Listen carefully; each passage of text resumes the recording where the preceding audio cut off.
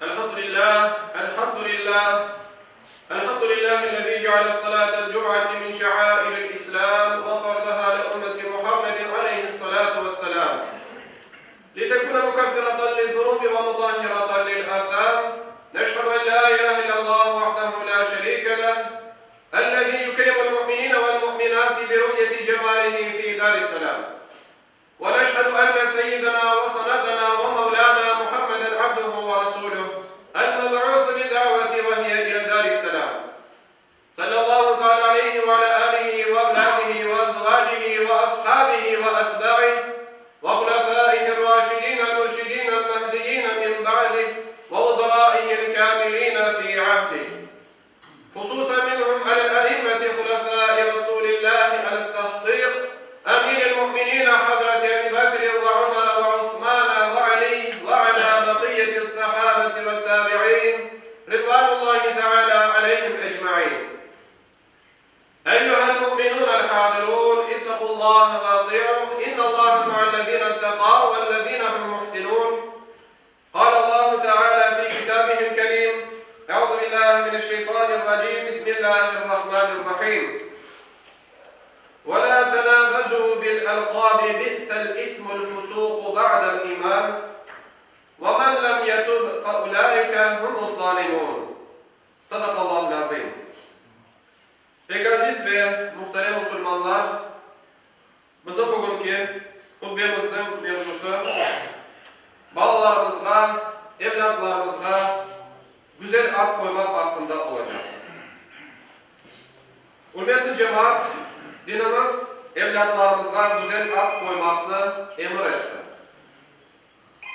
Çünkü kıyamet gününde hepimiz Yüce Mevlamızın huzuruna adlarımızdan çağrılacağız. Bu hususunda sevgili Peygamberimiz Muhammed Mustafa sallallahu aleyhi ve sellem Efendimiz bir hadis-i şerifinde bizlerge böyle açıklagan edi. Siz kıyamet günü öz adlarımız ve babalarımızın adlarından çağrılacaksınız. Bunun için adlarımızı güzelleştiriniz. Böylece sayılı cemaat, her bir Müslüman adının güzel ve dine uygun olmasına dikkat etmesi gerekir. Sevgili Peygamberimiz Aleyhisselam balanın ana babası üstündeki hakkını anlatıp bizlerge hadis-i şeriflerinde böyle buyurgan edi. Evladın babası üstündeki hakkı ona güzel ad koyması, dinine öğretmesi ve vakti gelgende onu evlendirmesidir. Bir de ad koyulgan vakitte Peygamberimiz tefsir etken adlardan vermeye tırışmak gerekir. Mesela Peygamberimiz Aleyhisselam bir hadis-i şerifinde buyurmuştur ki Allah için en güzel adlar Abdullah ve Abdurrahman'dır. Verilmesi gereken en güzel adlardan başka soyları ise peygamberlerinin adlarıdır. Bu adlar Allah'ın sözü olan Kur'an-ı Kerim'de yer alır. Daha bir hadis-i şerifinde Peygamberimiz Aleyhisselam böyle buyurgan edi. Üç oğlu olup birisine adını vermeyen kimse cahillik yapkandır. Muhterem cemaat, Peygamberimiz Aleyhisselam cahillik vaktinden kalkan ve İslam'a karşı gelmeyen adlarını demiştirmedi. Onlarını olğanı gibi kaldırdı. Ama dinge ters gelgen, manası yaramay adlarını demiştirip, o insanlar için güzel adlar saylap koygandır. Günümüzün en büyük problemalardan biri de lağap koymaktır. Dinimiz adamın canını ağırtıracak, adamını alçak vaziyetke ya da şeytan ve hayvan yerine düşürecek lağaplar koymakını yasakladı. Bu meselenin alakalı hutbemin başında okulan ayet-i kerimede Yüce Allah-u Teala bizlerge böyle hitap etti. Birbirinizde yaramay adlarından, lağaplarından çağırmanız. İmandan son günah ne kadar da yaramay bir şeydir. Kim tövbe etmese işte onlar zalim kimselerdir. Ela inne ahsanel kelam ve ablağın nizam kelamullahil melikil azizil allam kema kâle Allahu tebareke ve teâlâ fil kelam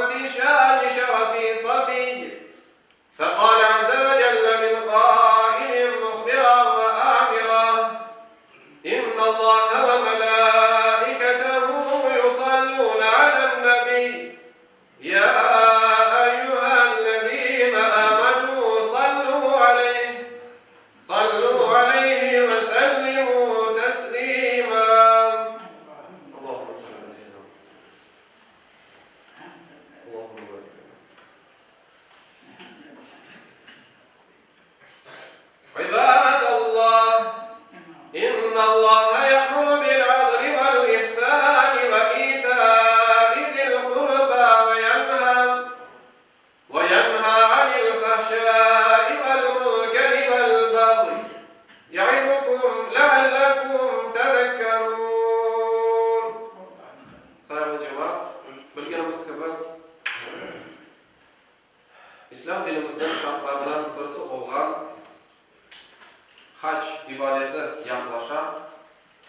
Bu yolda yer miktarı 300 kvotadır, 300 yerdir. Endi aman 250'ye yaklaştı. Onun için hacca varmaya niyetlenenler mutlaka en yakın bir vakit içinde müftiyata müracaat etsinler. Çünkü yerler azlaştı ve pasportun yapmak için bayağı bir vakit gerek. Onun için bizler acele ettik. Allah Teala bizlere birlik beraberlik içimizde yaşamaya nasip etsin. Aramızda sevgi, saygı nasip etsin. Dinimizden, imanımızdan ayırmasın.